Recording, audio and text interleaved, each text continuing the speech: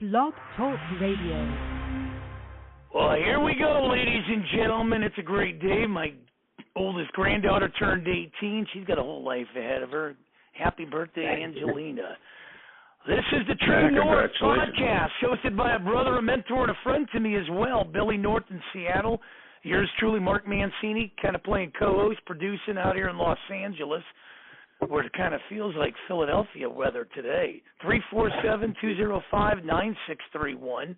We'll get you to the top. 30 minutes goes by quick. If you happen to miss it, tell all your friends. Catch the archive version, blogtalkradio.com/Mancini Sports, podcast platforms, wherever you subscribe to podcasts, powered now by Mancini Media. So without further ado, more of him, less of me. Let me lay that red carpet down, put the podium in its place, hand off the mic. Bill, the threes. How are you? How can people get a hold of you? And man, oh man, we're bringing another legend through this great show, my friend. Hey, I'm good. Shoot, I'm breathing and the sun is out in Seattle, so you take that with great joy.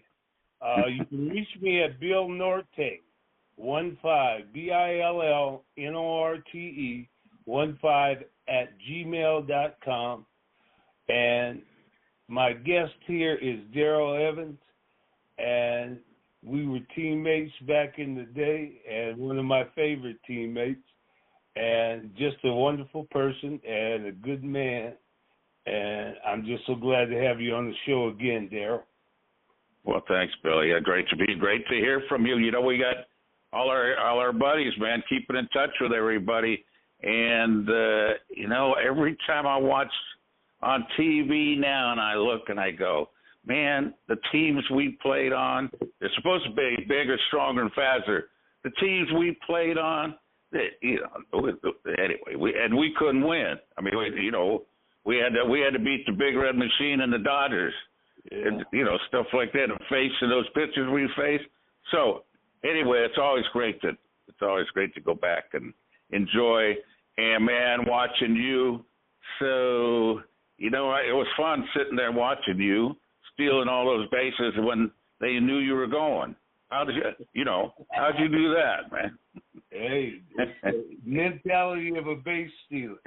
Yeah, I man. talked to Ricky Henderson one time, and we both agreed when I could be at first base and take 2 steps towards second, and the pitcher would duck, the catcher would be coming out, whoever was covering the base, shortstop, and second baseman would be going back behind him, and the center fielder would be coming up because I took 2 steps.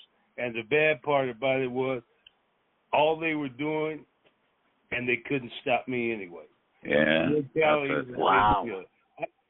I got a question. Hey, Darrell. Yes, sir. I wanted to ask you a question. Hey, you were my inspiration. Because I got 98. I got 98 bags myself. Amen. So, but you got them in 2 years. So, whatever. They just wouldn't let me go. Let me ask you something.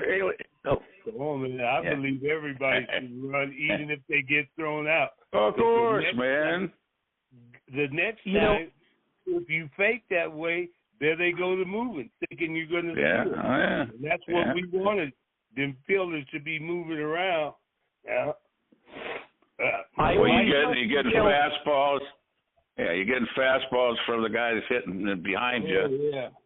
Yeah. And Darrell, yes, sir. What about the basketball title and the baseball title? At what was the name of the Pasadena City College. Yeah, junior college state champs. And you were a pretty good basketball player. How many points you averaged?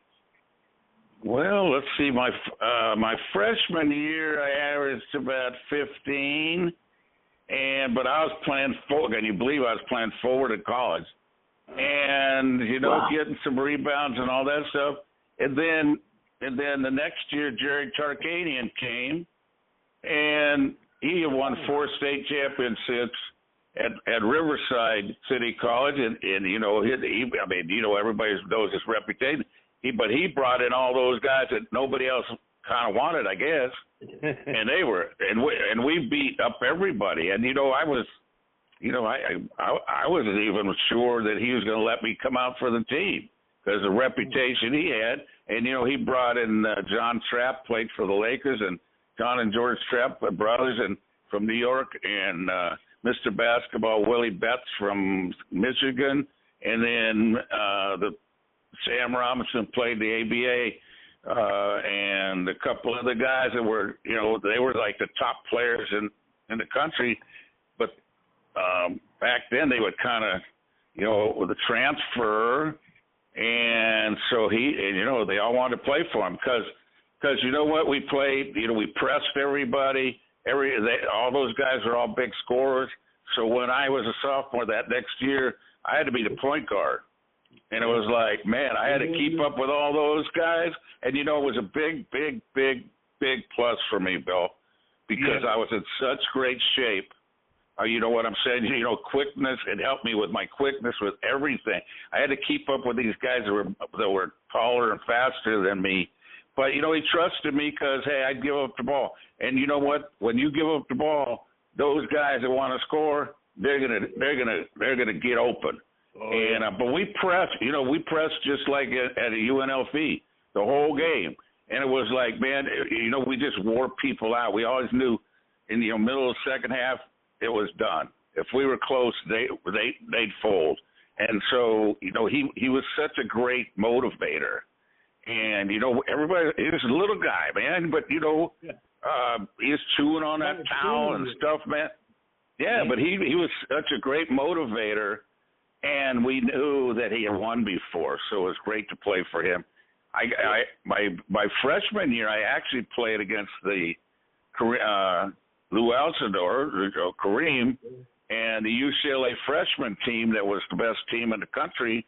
I got to play against them as a sophomore or as a freshman. Wow. We weren't really good, but, I got 12 points against them, so I guess that was pretty good. But, that was things fell into place. And like I said, basketball was real important for me because of, just helping me with baseball and being quick and all that kind of stuff. So, and Tark was such a, it was like he was a fair guy. And, he eventually told him, it's like I said, I didn't even know if he was going to let me come out and try out, because we got so much better. But, that's not the way he was. He saw something, and he, after a while, just said, hey, man, you run these guys. You're the guy. They got it. You're going to have the ball all the time.